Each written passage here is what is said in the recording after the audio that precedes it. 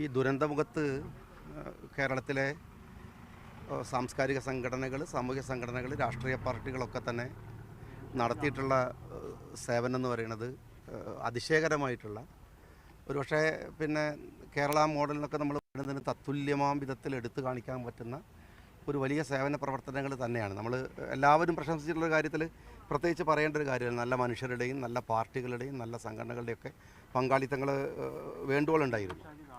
നമ്മളെപ്പോഴും പറയാറുള്ളൊരു കാര്യം എന്താ വെച്ചാൽ, ഈ കേരള മോഡൽ എന്ന് നിരന്തരമായിട്ട് പറഞ്ഞുകൊണ്ടിരിക്കുന്ന ഒരു വിഭാഗമാണ് നമ്മൾ.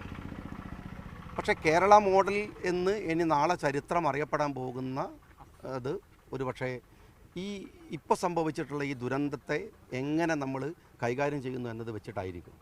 അതുകൊണ്ട് ഒരു മലയാള മോഡലിൻ്റെ, കേരള മോഡലിൻ്റെ പിന്നെ ആ പറച്ചിലിനെ മുമ്പിൽ നിൽക്കുന്ന ഒരു ത്രെട്ടാണ്, ശരിക്കും പറഞ്ഞാൽ ഒരു വലിയ വെല്ലുവിളിയാണ് ഈ ദുരന്തം ഉണ്ടായിരിക്കുന്നത്. അതിനെ നമുക്ക് പറയാൻ പറ്റുന്ന ഒരു കാര്യം അതിൻ്റെ റിഹാബിലിറ്റേഷൻ മായി ബന്ധപ്പെട്ടാണ്. ഈ റിഹാബിലിറ്റേഷൻ കുറിച്ച് ആലോചിക്കേണ്ട സമയമായി കഴിഞ്ഞു. നമ്മളിതുവരെ നമ്മളെല്ലാവരും മീഡിയയിലെ ഒരു വലിയ പങ്കാളിത്തം എന്ന് പറയുന്നത് ഒരു ഉത്തരവാദിത്ത നിർവഹണം, അധികം ബഹളങ്ങളില്ലാതെ മലയാളിയെ നിരന്തരമായി അപ്ഡേറ്റ് ചെയ്തുകൊണ്ടിരുന്നത് മീഡിയകളൊക്കെയാണ്. അതിൻ്റെ ഒരു സമയത്തിൻ്റെ അവസാന ഘട്ടത്തിലേക്ക് നമ്മൾ വരികയാണ്. തെരച്ചിലുകൾ ഏകദേശം കഴിയുന്നു. നമ്മൾ ഏകദേശം ഒരു അനാഥമായി ആയിരുന്ന മൃതശരീരങ്ങളൊക്കെ സംസ്കരിച്ച് കഴിഞ്ഞിരിക്കുന്നു. ഇങ്ങനെയൊക്കെ ഉള്ളത് കഴിഞ്ഞു. ഇനി റിഹാബിലിറ്റേഷൻ്റെ ഒരു പ്രശ്നമാണ് എല്ലാവരും ബാക്കിയുള്ളവരുടെയൊക്കെ അനുഭവിക്കുന്ന ഒരു വലിയ പ്രശ്നമുണ്ട്. ഇതിനെങ്ങനെ ഇപ്പോൾ നിരന്തരമായി സംഘടനകളുടെ ഓഫറുകളും പലതരത്തിലുള്ള വാഗ്ദാനങ്ങളൊക്കെ നമ്മൾ കാണുന്നുണ്ട്. പക്ഷേ ഗവൺമെൻറ് അടിയന്തരമായി എല്ലാ കക്ഷികളെയും വിളിച്ചു ചേർത്ത് ഒരു ഇൻ്റഗ്രേറ്റഡ് റിഹാബിലിറ്റേഷൻ പോളിസി രൂപീകരിക്കേണ്ട സമയം കഴിഞ്ഞിരിക്കുന്നു. എല്ലാവരെയും, കാരണം ഇത് വ്യത്യസ്തമായ മേഖലകളിൽ നിന്നാണ് ഇതുമായി ബന്ധപ്പെട്ടിട്ടുള്ള വാഗ്ദാനങ്ങളൊക്കെ വന്നിട്ടുള്ളത്. അതിനെ കൺസോൾട്ടേറ്റ് ചെയ്ത് എല്ലാവരെയും ചേർത്ത് വെച്ച് ഒരു റിഹാബിലിറ്റേഷൻ പോളിസി അടിയന്തരമായി ഈ സർക്കാർ പ്രഖ്യാപിക്കേണ്ട സമയം കഴിഞ്ഞിട്ടുണ്ട്. ഇവിടെ ചില ഡിമാൻഡുകൾ, ഇപ്പോൾ നമുക്കറിയാം, നമ്മളുടെ ഈ ഒരു വന നിയമമുണ്ട് നാട്ടിൽ.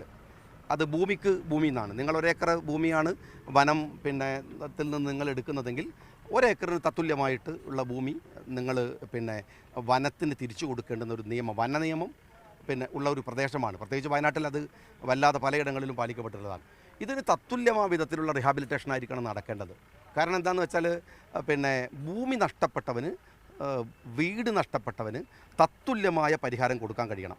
അതല്ലാതെ ഒരു പൊതു പോളിസി എടുത്തിട്ട്, കാരണം അതെന്തുകൊണ്ട് പറയുന്നത് വെച്ചാൽ, ഇവിടെ ഇങ്ങനെ വിവിധ ഈ ആളുകളൊക്കെ എങ്ങനെയാണ് ഭൂമി, ഇപ്പോൾ കെട്ടിട നികുതി അതെങ്ങനെ കണക്കാക്കുന്നു ചോദിക്കും. വളരെ കൃത്യമായിട്ട് അറിയാം. പഞ്ചായത്തിൽ കൊടുത്തിരുന്ന ഭൂനികുതി എത്രയാണ്, വില്ലേജിൽ കൊടുത്ത ഭൂനികുതി എത്രയാണ്, പഞ്ചായത്തിൽ കൊടുത്തിട്ടുള്ള വീടിൻ്റെ ടാക്സ്, കെട്ടിടങ്ങളുടെ ടാക്സ് എത്രയാണ്, അത് പരിശോധിച്ചാൽ അറിയാം. ഓരോരുത്തരും ഉണ്ടായിരുന്ന ഭൂമി എത്രയാണ്, അവർക്കുണ്ടായിരുന്ന കെട്ടിടങ്ങൾ എത്രയാണ്. ഇവരൊക്കെ തന്നെ കരം കൊടുത്ത്, നികുതി കൊടുത്ത് ഈ രാജ്യത്ത് ജീവിച്ച ആളുകളാണ്, രാജ്യത്തിൻ്റെ നിയമം പാലിച്ച് കൃഷി ചെയ്ത ആളുകളാണ്. അങ്ങനെയുള്ള ആളുകൾ പെട്ടെന്നൊരു സുപ്രഭാതത്തിൽ അവരുടേതല്ലാത്ത കാരണങ്ങൾ കൊണ്ട് അവരൊക്കെ പൂർണ്ണമായി നിരാലംബരായി പോകുമ്പോൾ അവരെ റിഹാബിലിറ്റേറ്റ് ചെയ്യുന്നു എന്ന് പറയേണ്ടത് ഏതർത്ഥത്തിലാണ്? അവരുടെ എന്താണ് അവരുടെ ജീവിത സാഹചര്യങ്ങളെ പറ്റെ ഒന്നിച്ച് ഇല്ലാതാവുന്ന തരത്തിലല്ല.